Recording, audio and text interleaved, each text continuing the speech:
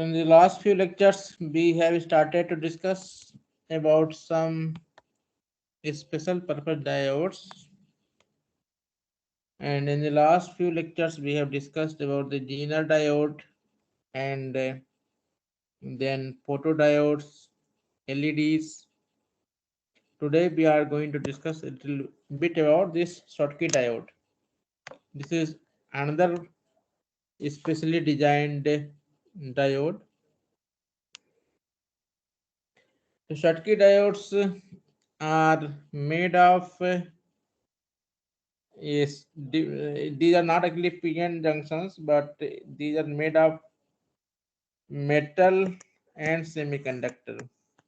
Okay, between a metal and a semiconductor. Okay, so on one side we can see here is either heavily doped or this is actually metal region, and this is the semiconductor region. So semiconductor is lightly doped, and in the metal we have a huge number of carriers in the conduction band. So this kind of junction which is found between metal and semiconductor, that is here called as Schottky diode. So this is useful for high frequency and digital application. So as we can see, this is not a PN junction diode, because in the PN junction we have on one side P type and N type of materials. Okay, so in place of P type here we are having this metal.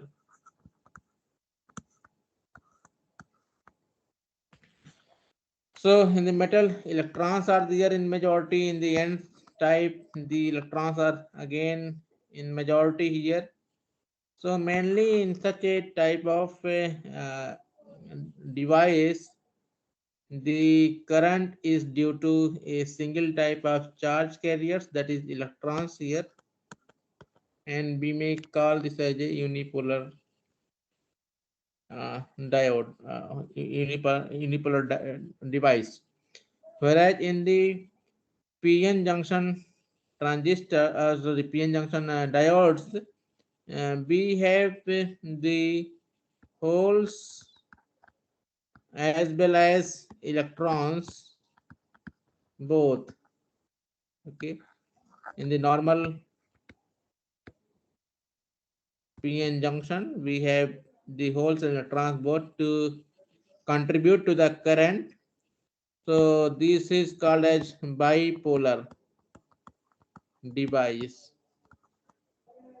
Okay, so bipolar device means in which two different type of charge carriers are uh, contributing to the current or the flow, whereas unipolar here we mean that only single polarity, that is negative charges, contribute toward the current.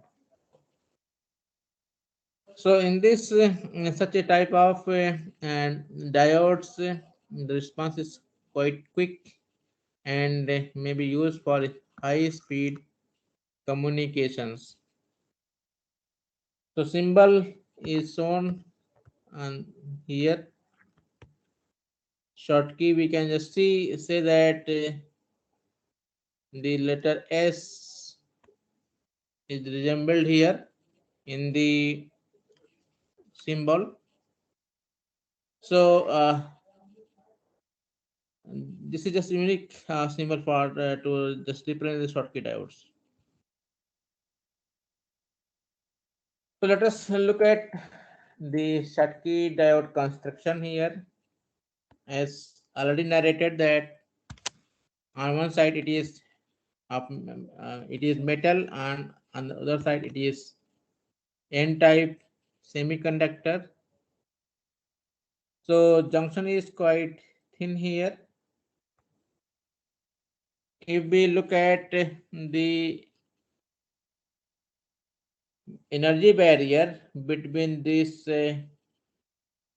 metal and semiconductor, then depending on the work functions, okay, actually the barrier height depends on the work function difference of these materials, okay.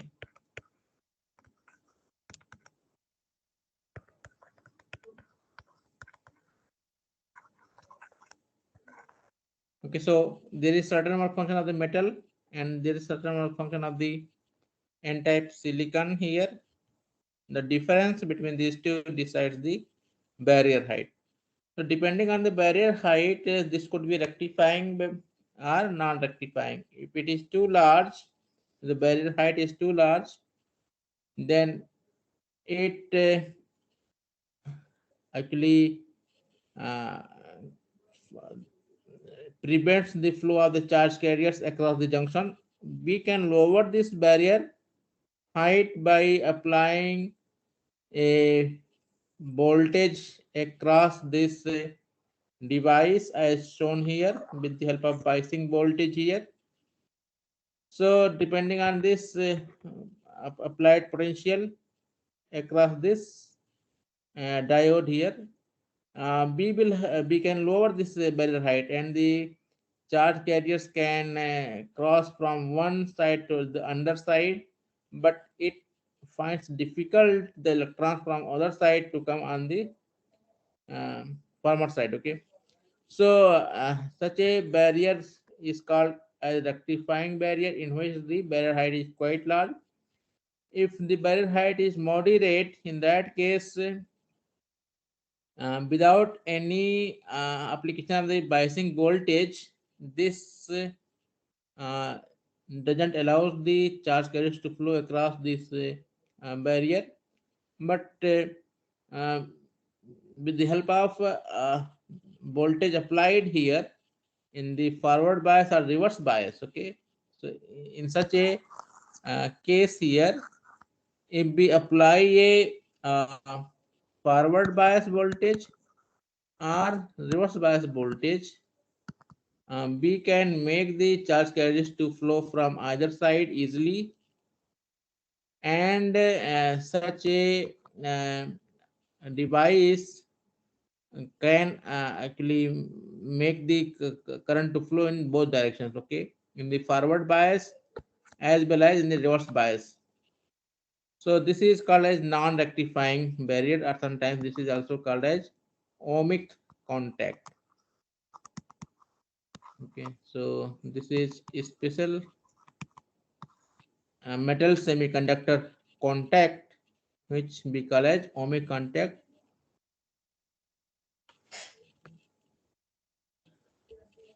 So work function, if one is not very much accustomed with this, work function is defined as the energy required to make the electron at Fermi level to go into the vacuum energy level, okay.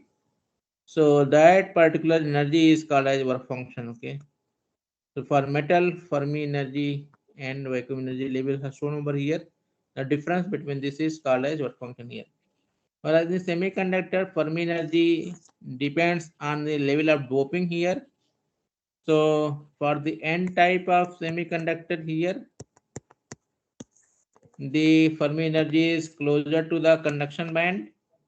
Whereas if it were P type, then it would have been closer to the valence band, okay. So one can see that for P type semiconductors, work function is larger as compared to that of the N type of semiconductors, okay. So depending on the difference between the work function of the metal and semiconductor, we can have a rectifying barrier or non-rectifying barrier. So this is showing here the unbiased Schottky diode. One has not applied any biasing voltage here. Metal side is having a lot of electrons here, and N side is slightly doped to little less electrons are there. So what we can see that electrons from the semiconductor, they easily go into the metal, because the Fermi energy of the okay, in the previous slide we have seen that Fermi energy is quite high here as compared to the that in the metal. So it finds the electrons of the end semiconductor finds easy to go from semiconductor into the metal here. Okay, so that is shown over here that few electrons closer to this uh, barrier from semiconductor goes into the metal here, leaving behind the positive donor ions. So these are nothing but donor ions here, and here nearby to this junction here we have a negative ions. So we can see that a narrow depletion region is found here.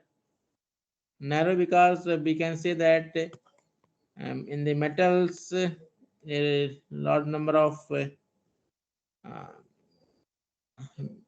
doping is quite high. So okay, so the penetration of the depletion region is quite low inside the metal, and similarly only a very few electrons go from n side to the this metal side. So and the this n type semiconductor also the depletion is not that much large.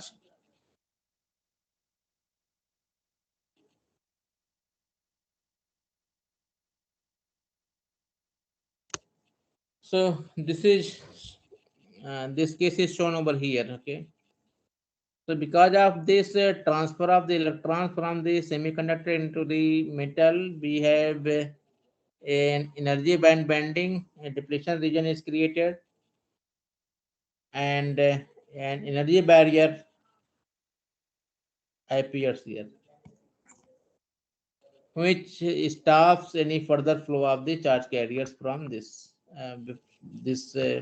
semiconductor into the metal. Now we can do the biasing here. If we apply some biasing, then we can change this potential barrier, and we can make the carrier charge carriers to flow across this as usual in the PN junction diodes. So if we forward bias this special diode, then in that case the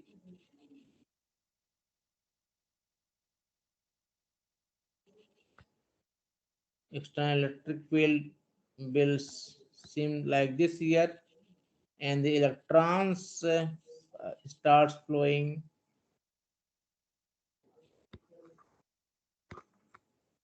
in the opposite direction of this electric field. So this will build up a current here in the direction of the electric field,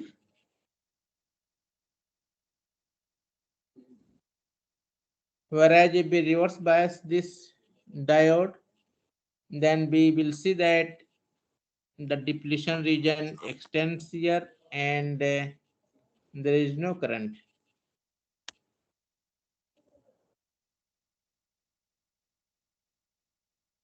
So energy band diagram we can see here how it looks like in the zero bias condition. This is zero bias condition.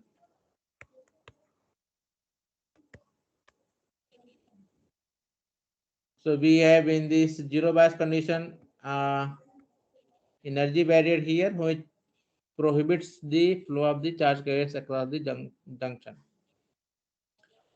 Some energy levels are shown here. Q phi m is shown over here. This is the work function of the metal here. We can see the work function of the semiconductor also here. The work function of the semiconductor also here. And the difference between this, we will have the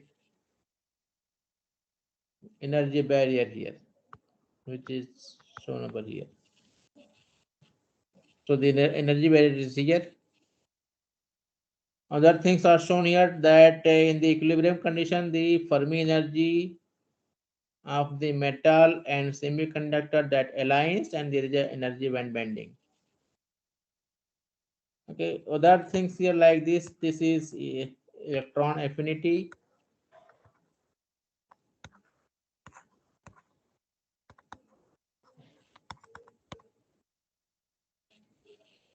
Okay, so electron affinity is that energy required for the electron to put it from the conduction band to the vacuum energy level. Okay, so an electron is in the conduction band and we want to move it into the vacuum energy level. That energy required is called as electron affinity here. That is now if we forward bias this, then we can see that energy barrier which was 5V here has reduced to sorry, this different value here depending on the forward bias voltage. So this makes it easy to cross the barrier now by the charge carriers. Whereas in the reverse bias here, in the last case here, the energy barrier increases by a large amount here. So it prohibits the flow of charge carriers across the junction and so reduces the current. So the action is more or less similar to the simple PN junction. Only the difference here is that the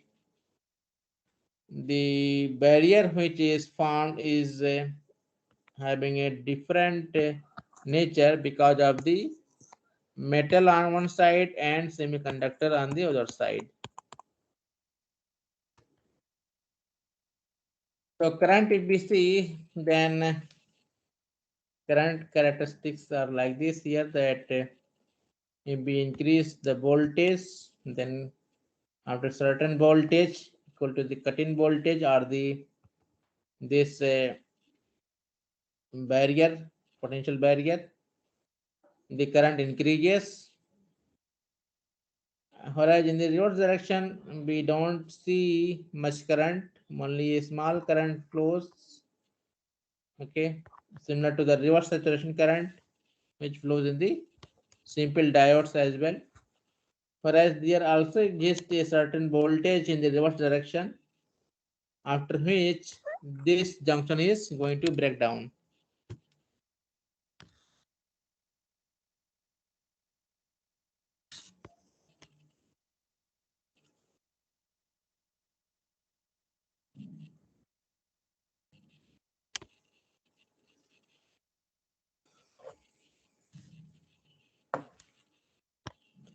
Okay, so in Schottky diode, the free electrons carry most of the electric current, so holes carry negligible electric current. So Schottky diode is just unipolar. Okay, so this is a unipolar device, whereas PN diode is a bipolar device. Another fact we must note here that the reverse breakdown voltage of Schottky diode is very small as compared to that PN junction diode. In the PN junction diode, the breakdown voltage was quite high. We have seen also something called a peak inverse voltage, also defined for simple PN junction diodes, which was quite high, of the order of few hundred volts. Whereas for Schottky diodes, this is smaller, and this depletion region is almost negligible, very small as compared to the simple PN junction diodes. So what happens due to this, that the turn on voltage for Schottky diode is very low, so it can be switched on very fast as compared to the PN junction diodes. Okay, so certain advantages it has over the simple PN junction diodes, like low junction capacitance, fast reverse recovery time, Reverse recovery time, which is something which should be well understood. When we reverse bias a PN junction, then it is off, okay? When reverse bias, whereas when we forward bias, this is equal to the switching on.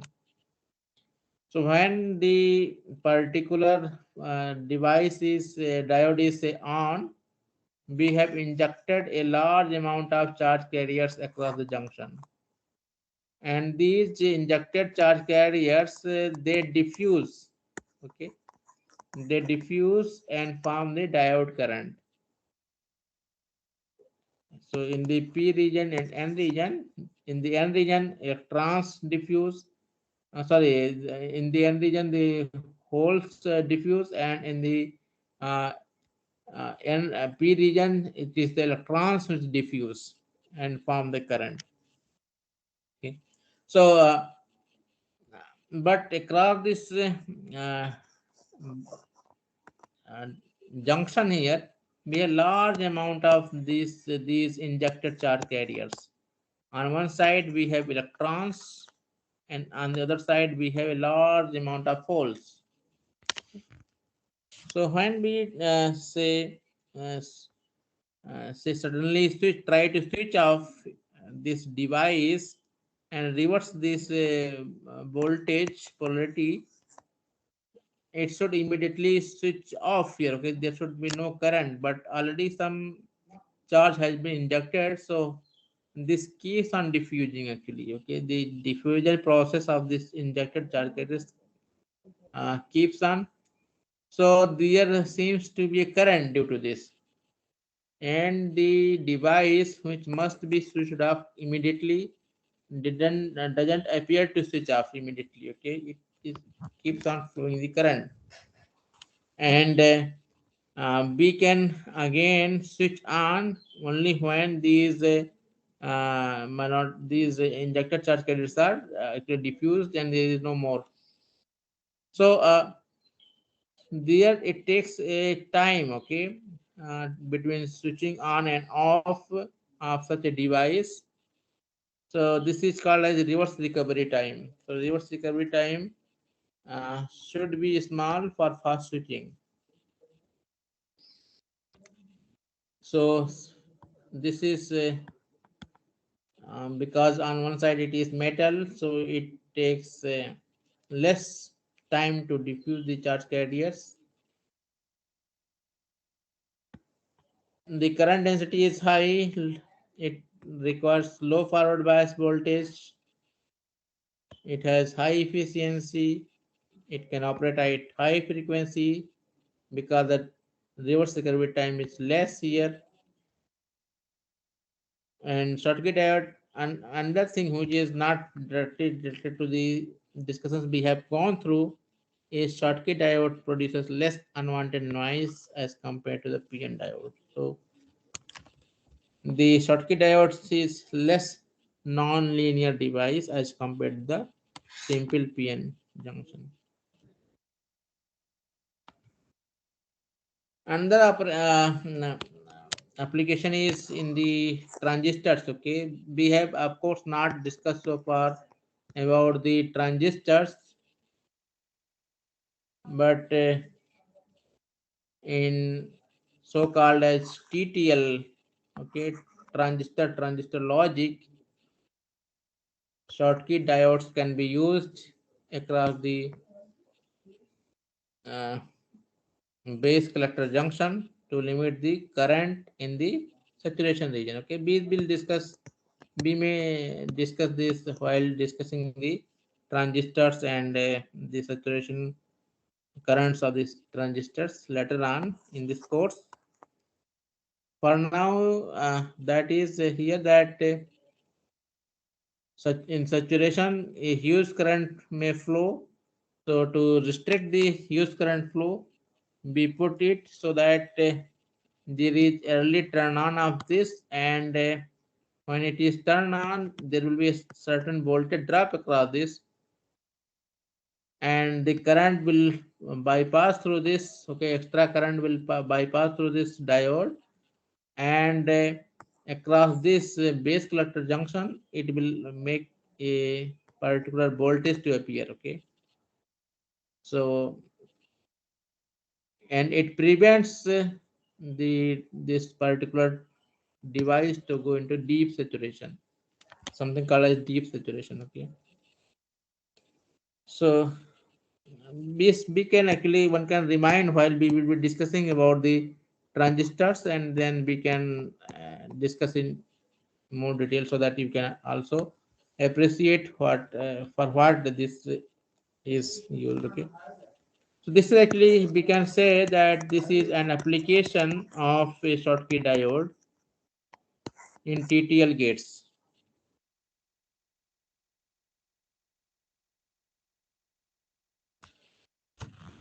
Now with this the short discussion, okay, of the Schottky diode, we can see another important diode, tunnel diode. So tunnel diode is a PN junction diode, but the difference is that it is very heavily doped. Okay, so when concentration of impurity atoms is up to 1 part in 10 to the power 3. Okay, so 10 to the power 3 means out of there is one impurity atom per thousand atoms of silicon. Okay, so this is one impurity atom per thousand silicon atoms. So such is the doping of the silicon for the tunnel diodes. Whereas in normal diodes, the impurity is not that much. Okay, in 10 power 8 silicon atoms, we put almost one impurity atoms. Impurity atoms is the doped atoms, donor atoms are acceptor atoms. Okay. One important thing about the tunnel diode is it exhibits a very different property which is called as negative resistance. So negative resistance is nothing like a negative value, but what we see here in normal resistance, that if we apply a voltage across this, okay, and if we increase the voltage, then the current also increases. Okay, so we okay,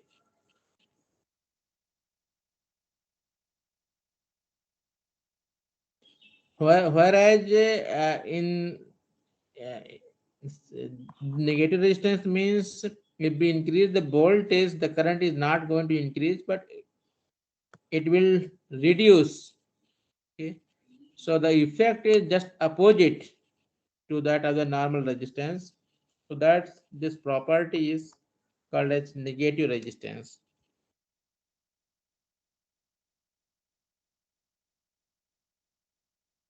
So it conducts with low forward bias voltages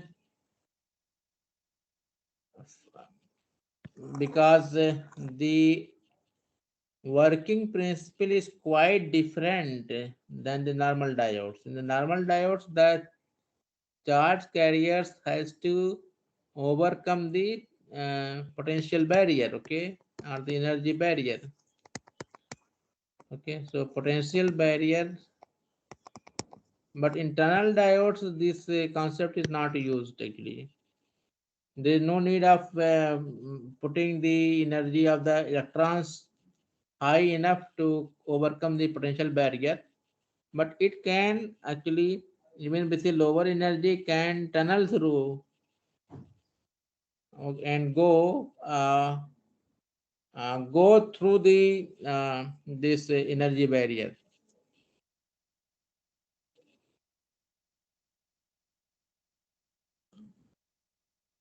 The tunnel diode symbol is like this here with a T in this normal diode. Okay, so we have a normal diode symbol, and then this is normal diode. So just we put a T symbol to just show that this tunneling effect.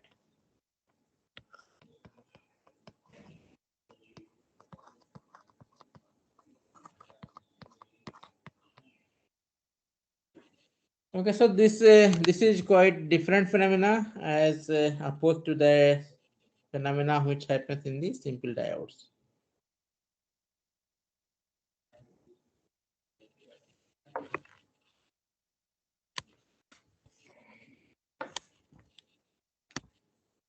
So because of heavy doping, heavily doped P and N regions,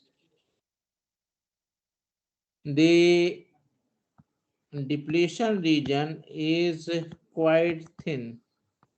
Depletion is very thin, and the charge carriers in this year we will see actually very huge energy barrier. Okay, so if we show this as energy barrier, so energy barrier is quite large here, but the charge carriers, the electrons here on the n side don't require to overcome this, but they tunnel through this, okay, through the shortest path here because of thin depletion region. So if we apply a biasing voltage, then this tunneling phenomena starts, and the behavior of a typical tunnel diode looks like this, that in the starting the current flow increases as we increase the voltage here, and after a certain voltage here, if we further increase the voltage, forward biasing voltage here, then instead of increasing the current decreases here up to a minimum current here. So this region between this peak B and this valley C, this particular region is called as negative resistance region here. Before this, it is acting like a normal diode and having a positive resistance. After point C also, this again gives a positive resistance and acts like a normal diode.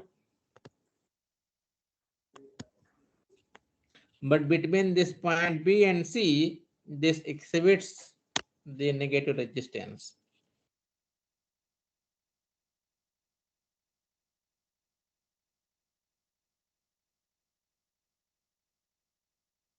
So tunnel diodes are used because of this negative resistance. These are used in oscillators, high frequency oscillators. This is also used in high speed switching networks. In some digital circuits also these are used in timing, and computer logic circuitry can be used, and pulse generators and amplifiers. Okay, this can be also used in other different applications because of this unique property of negative resistance. Now let us look at a little bit on the side of energy barrier diagram, how the energy band diagram of a normal diode and a tunnel diode differs from each other. So here it is first shown the normal PN junction diode. P and N type of semiconductors are moderately doped here. Electrons are here on the N side, holes are on the P side. the electrons needs to overcome this barrier here. Similarly, the holes from here, they needs to overcome this energy barrier here. Okay. Whereas, this energy barrier is high enough here, which in equilibrium condition is high enough, so it stops the flow of carriers across it. So only the electrons or the carriers which have enough energy greater than this barrier, they can overcome this and can cross this junction. This is about this ordinary or normal PN junction diode. Whereas if we look at this tunnel diode, then the depletion region is quite small, and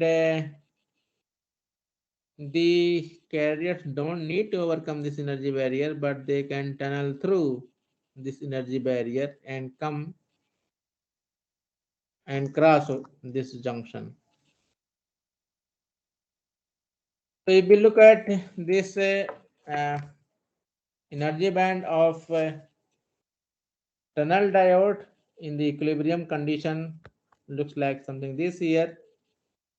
We have already seen that this is heavily doped. Okay, so heavily doped P and N regions form the tunnel diode.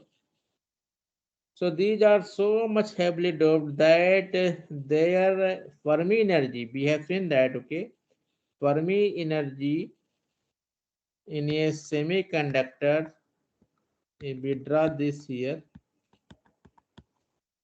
Fermi energy mostly are shown to lie in the energy band gap between EC and EB, and reflects the level of doping here. Okay, so if the doping is quite large, then the Fermi energy moves towards the conduction band for the N type, whereas if we look at the P type semiconductor, then for P type the Fermi energy will be shifting towards the valence band. Okay, so now here the doping is too large, so that now Fermi energy level is going into the conduction band and valence band. Okay, so this is the Fermi energy of the N type and P type here, which is going inside the conduction band and valence band. Okay, so this is the situation here for this heavily doped tunnel diode. So we can see here that for this situation here, the electrons and holes, they see a very huge uh, this energy barrier and do not cross here. So at zero potential at the unbiased tunnel diode, okay, or that we have just called equilibrium condition, there is no current because the uh, energy barrier is too large for this. So here, if we now increase the forward biasing voltage slowly, then we see that this uh,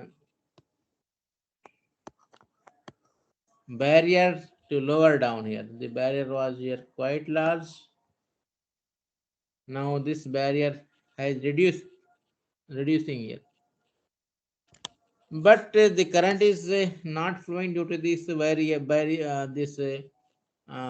lowering here.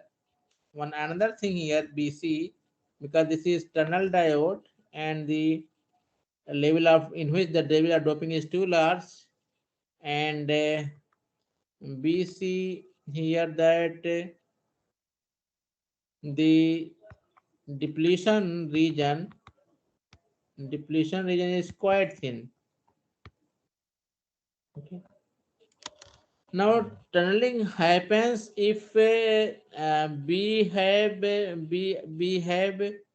uh, a energy, some carrier, okay, at some energy available on one side, and there is a corresponding energy label on the other side which is vacant.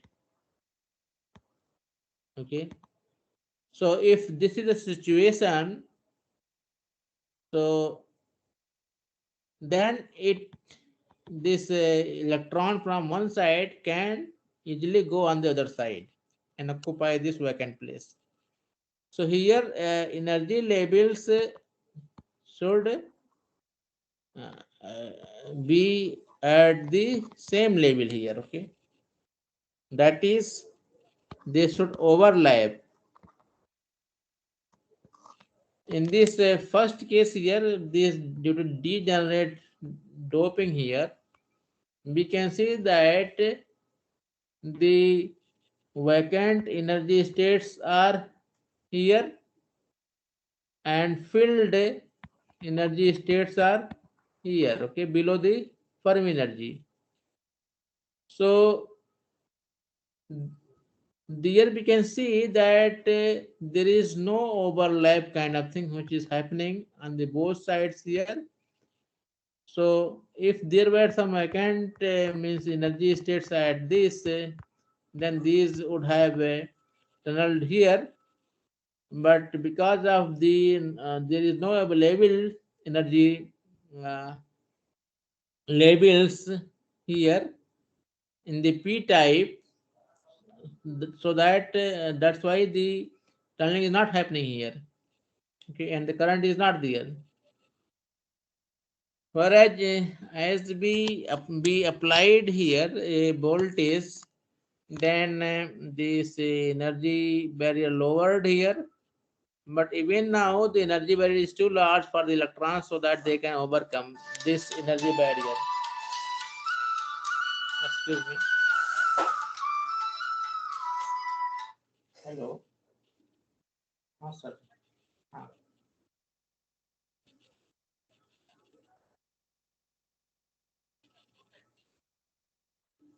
हाँ, दो practical है. हाँ.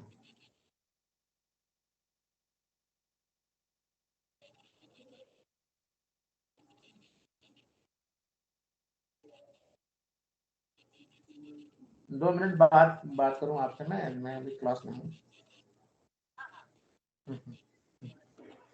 हाँ, ठीक. Sure sure sure sir.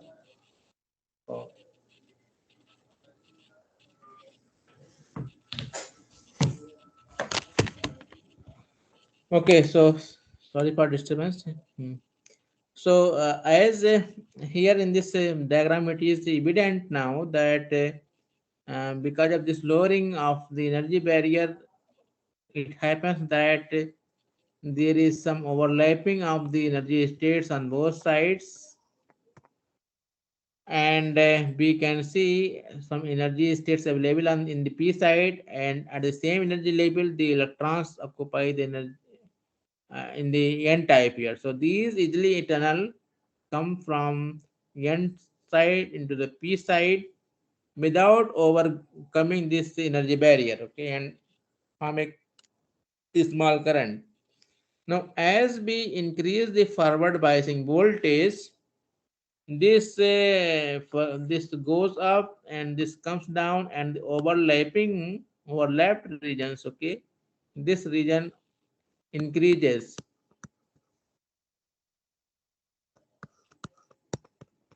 Okay, so if the overlapping region increases, means more energy states are now available to accept the electrons from the n side. So this shows here uh, an increase in the current here. So this is shown here. The energy, the current increases here with further increase in the forward bias voltage, and it achieves actually a maximum current here corresponding to a forward bias voltage. But if we further increase the this voltage here, then what happens? This energy barrier lowers further. But what is happening now? This region, okay, this energy region is going uh, into the forbidden energy region of this p side, okay, where there is no energy states available. Okay, so again we see here that this overlapped region between n type and p type, p side here, this is now decreasing after a certain point. Okay, so this results into a decrease in the current level. Okay, so that's what it happens after this peak current. The current starts decreasing here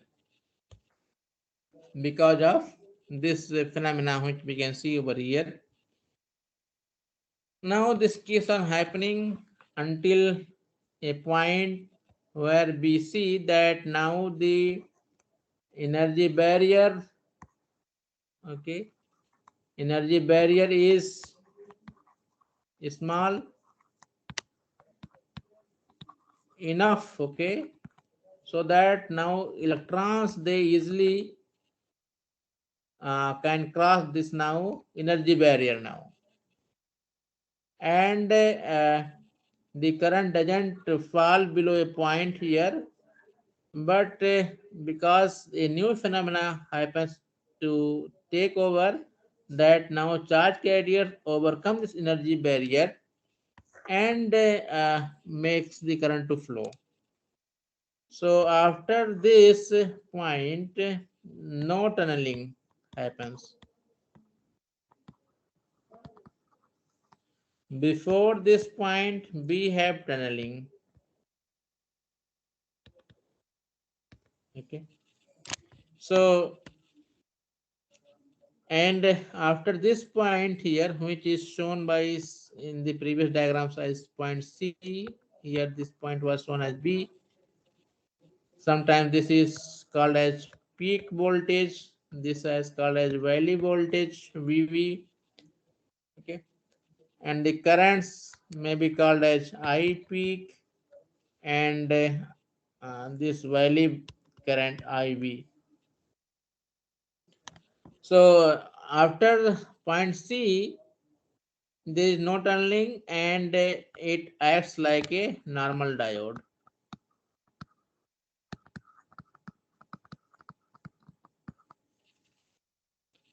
So it happens that tunneling current is zero and we have a maximum forward current. So the combined overall IB characteristic is shown over here. Initially it increases with increased tunneling, then decreases the current due to decreased tunneling, and then tunneling becomes zero and the normal diode behavior takes over after voltage VB here.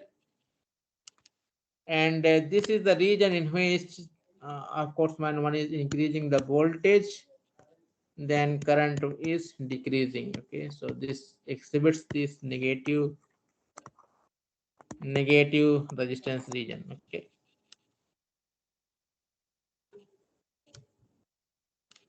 construction is something like this here. Tablet of p and n type of materials are connected together, put it together in an encapsulation here. We can see here how one can use this tunnel diode in a circuit here.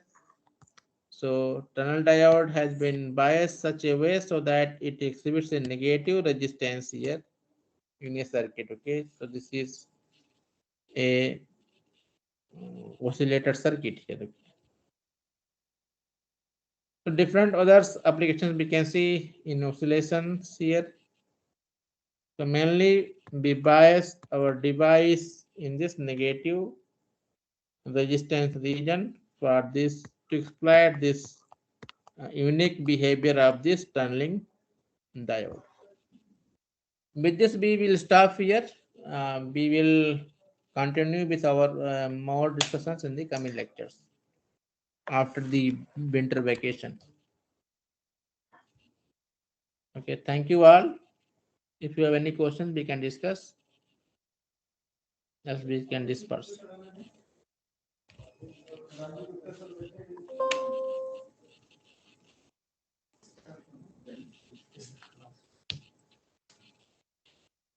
Class तो नहीं चल रहा है।